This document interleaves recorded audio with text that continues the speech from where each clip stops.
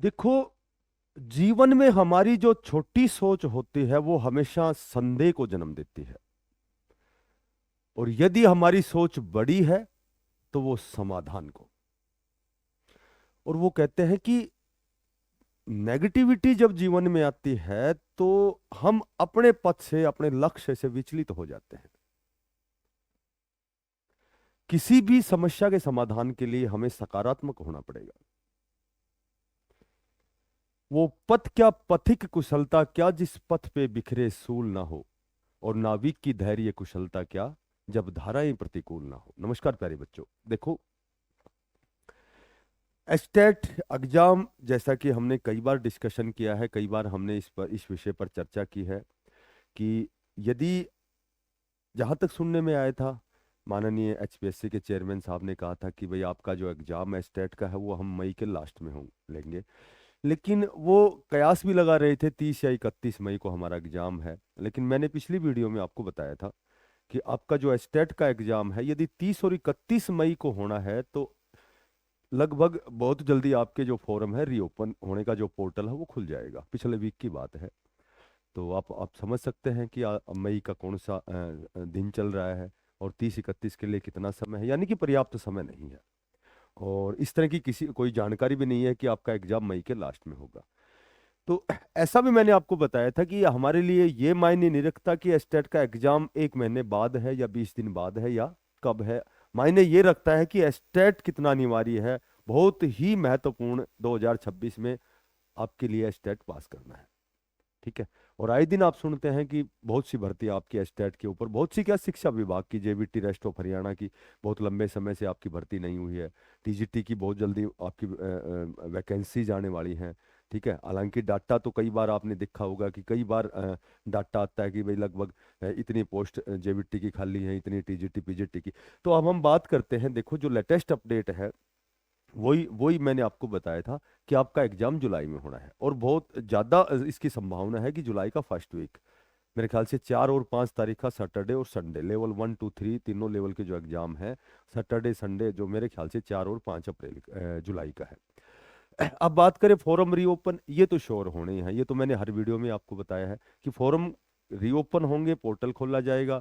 जो रह गए थे किसी कारणवश, किसी अपरिहार्य कारणों से जो फॉर्म भरने से वंचित रह गए थे, तो वो फॉर्म भर सकते हैं। प्लस में एक और पैरेलल में मैंने कई बार आपको बताया है, जबकि आप सभी बच्चे जागरूक भी हैं, कि जो भी ऑलरेडी एक तो एक्सपीरियंस के जो अध्यापक हैं, लगभग 4,000 अध्यापक हैं जिनको 2 साल के अंदर एस्टेट करना था, लेकिन उनका एस्टेट नहीं हुआ, तो उनको अब मार्च 2027 तक का समय दिया गया है।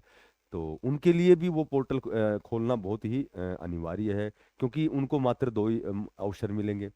ठीक है। क्योंकि मार्च 2027 का मतलब है अभी 2026 का, ये तो 2025 का, फिर 2026 का होगा, नवंबर दिसंबर जनवरी में जब भी होगा। तो उनके लिए भी ये फॉरम जो है आपके रीओपन होंगे। ठीक है। एक जो ऑलरेडी कार्यरत अध्यापकगण हैं, जो नियमित अध्यापकगण, रेगुलर जो ऑलरेडी अध्यापन कर रहे हैं, तो उनके लिए भी, जहाँ तक फिलहाल जो वर्तमान में जो कंडीशन है, उनको भी 2 साल के अंदर एस्टेट पास करना है। हो सकता है उनको थोड़ा सा एग्जाम्शन मिले, थोड़ी सी छूट मिले, उनको हो सकता है थोड़ा सा 1 2 चांस और दिए जाएं, एक्सटेंड किया जाए कि भाई हमें क्योंकि जिस हिसाब से सुप्रीम कोर्ट में जो मुद्दा चला हुआ है, जो बार बार जो मेंशन मेमो किया जा रहा है, बार बार जो माननीय जो जज महोदय है वो चैम्बर में निजी कक्ष में उनकी सुनवाई करके नेक्स्ट डेट की, तो वो सारी प्रक्रिया ऑलरेडी चली हुई है। बाकी कोर्ट का जो लास्ट डिसीजन तो ये था कि भाई आखिर अध्यापक जो है वो टैट से क्यों बच रहे हैं। ठीक है। तो सुनने में आया है कि अध्यापक थोड़ा सा उसमें छूट भी मांग रहे हैं कि एक्सटेंशन मिले, 2 साल की बजाय और थोड़ा सा उनमें समय बढ़ाया जाए। तो इस तरह की चीजें वो लगातार चली हुई है। तो देखते हैं होता क्या है। लेकिन जहां तक यदि हम इसकी संभावना की बात करें, तो जो नियमित अध्यापकगण हैं उनको भी एस्टेट पास करना पड़ेगा, और एक्सपीरियंस वालों को भी करना पड़ेगा। और विशेषकर जो बच्चे रह गए हैं भरने से, फॉर्म भरने से, उनके लिए भी ये आपका जो रीओपन जो पोर्टल है वो खोला जाएगा। तो अब बात करते हैं कि आपका जो एस्टेट है वो खास क्यों है। खास इसलिए है, देखो हम देखते हैं कि सी टेट के एग्जाम में का जो परिणाम होता है, लगभग फरवरी वाला 25%, लगभग 25% के लगभग बच्चे पास हुए थे, और एस्टेट में 10 11 12% तक ही बच्चे पास होते हैं। तो कहीं न कहीं जबकि एस्टेट जो है वो मेरे ख्याल से वहाँ से आसान लगता है, क्योंकि ये एस्टेट जो है ये तथ्यात्मक है। हमने जो छठी से और ग्रेजुएशन तक जेवीटी, तो सभी में हमने तथ्यात्मक तैयारी की है, जैसे क्वेश्चन मेथड, तो उस हिसाब से ये एस्टेट होता है। लेकिन वहाँ वहाँ जो सी टेट है वो तो पूरा शिक्षा शास्त्र से संबंधित होता है। लगभग 50% तो सब्जेक्ट होता है, तथ्यात्मक होता है, 50% व्यवहारिक होता है जिसमें पेडागोजी आती है। तो ये जहाँ तक एस्टेट आसान है, लेकिन इसका परसेंटेज जो है पास होने का जो है वो कम होता है सी टेट से। तो इसके पीछे मेरे ख्याल से, जहाँ तक मैं समझता हूँ, कि कुछ एक ऐसे सब्जेक्ट हैं बच्चे उनको आसान समझते हैं, और वो आसान सब्जेक्ट ही वहाँ क्या होता है, माइनर मिस्टेक होती होती वो लास्ट में 2 4 1 2 3 नंबर कम रह जाते हैं। तो एक तो मैं यही कहना चाहूंगा कि देखो, एस्टेट हमारे लिए बहुत ही अनिवार्य है, मैंडेटरी है ये हमारे लिए, क्योंकि ये पहली सीढ़ी है। जो लक्ष्य हमने निर्धारित किया है, उस लक्ष्य को गेन करने के लिए पहली सीढ़ी एस्टेट है। और एस्टेट में कहीं न कहीं हम कमियों की तरफ बहुत ज़्यादा ध्यान नहीं देते। जैसे कोई सब्जेक्ट हिंदी है, हिंदी को हम बड़ा आसान मानते हैं, लेकिन जैसे इंग्लिश है उसको आसान मानते हैं, या फिर रीजनिंग को। तो इस तरह से कुछ एक ऐसे सब्जेक्ट हैं उनको हम आसान मानते हैं, हम आराम से कर लेंगे, और लास्ट करते करते वो लास्ट आ जाता है, एग्जाम आ जाता है, उसके बाद बहुत सी हम त्रुटियां करते हैं, बहुत सी ऐसी गलतियां करते हैं।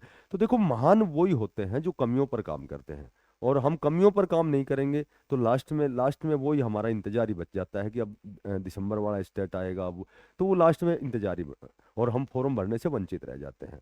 और फिर जब फॉर्म ही नहीं भरेंगे तो हम लक्ष्य को अचीव कभी भी नहीं कर सकते। तो कहने का मेरा मतलब यह है कि एस्टेट जो है वो आपके लिए बहुत ही खास होने वाला है, क्योंकि रेस्ट ऑफ हरियाणा जेबीटी की जो भर्ती लगातार 14 साल से नहीं आई, तो आप समझ सकते हो बिना स्टेट तो आप उसमें पार्टिसिपेट नहीं कर सकते।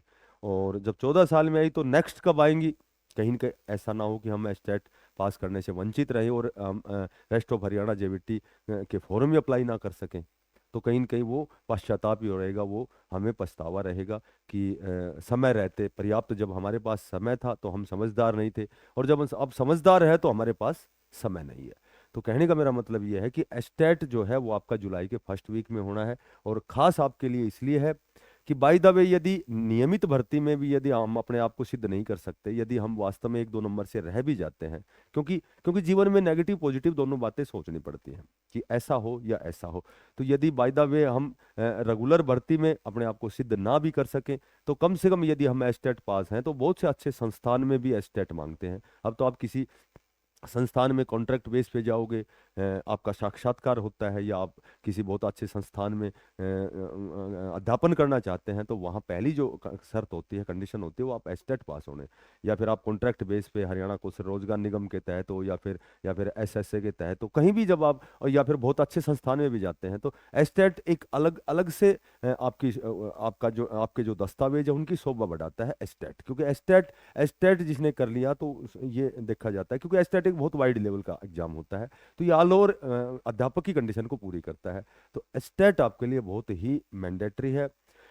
आपकी जो रेस्ट ऑफ हरियाणा जेबीटी की एक बहुत बड़े स्तर पर आपकी भर्ती आने वाली है, उसके लिए एस्टेट आपके लिए इसकी क्या योग्यता है, एस्टेट आपके लिए क्यों जरूरी, आप भली भांति जानते हैं। टीजीटी में भी लगभग बहुत बड़े स्तर पर आपकी भर्ती आएगी, उसमें आपने देखा होगा कि मैथ, साइंस और आपकी इंग्लिश की तो बहुत सी सीटें वैकेंट हैं।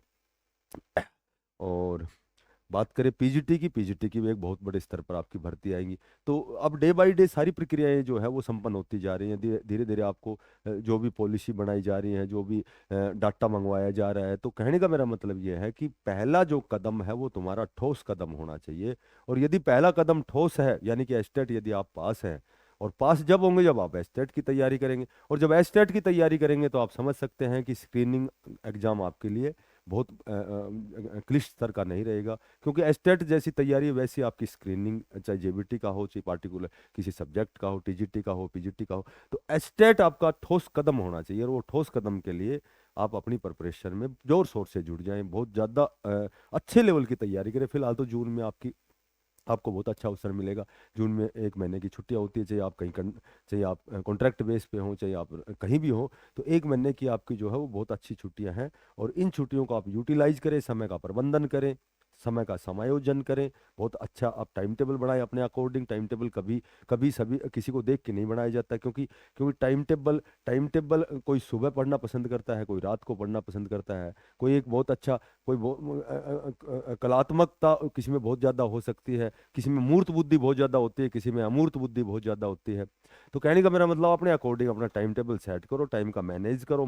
टाइम का आप जब इस एक महीने का यूटिलाइज करेंगे तो आप इस कदम को पार करेंगे, और इस कदम को पार करेंगे तो आप अपने सपने को जिएंगे, आप अपने सपने को साकार करेंगे।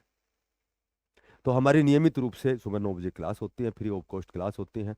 फिलहाल हमारी मैथ हिंदी की क्लास स्टार्ट है, ठीक है। तो आप पढ़ के देखना, आपको कुछ न कुछ नया सीखने को मिलेगा। और नहीं तो कम से कम आपका रिवीजन होगा, ठीक है, इस बहाने आपका रिवीजन होगा। तो यदि आपको वीडियो अच्छी लगे तो चैनल को जरूर सब्सक्राइब करें, इसको ज़्यादा से ज़्यादा शेयर करें। बिना पैसे का सब्सक्राइब है, आपका आपका जो अप्रिसिएशन है वो कहीं न कहीं थोड़ा सा मोटिवेट करता है आपके लिए, कुछ न कुछ नई जानकारी पे थोड़ा सा कोई जानकारी आप तक हम मैं मुहैया करवाता हूँ। फिर मिलते हैं किसी नई अपडेट के साथ, तब तक के लिए सभी साथियों को, बच्चों को बेस्ट ऑफ लक। और 9 बजे हमारी मैथ की क्लास रहेगी, आप सभी सादर आमंत्रित हैं। बेस्ट ऑफ लक, धन्यवाद, राम राम।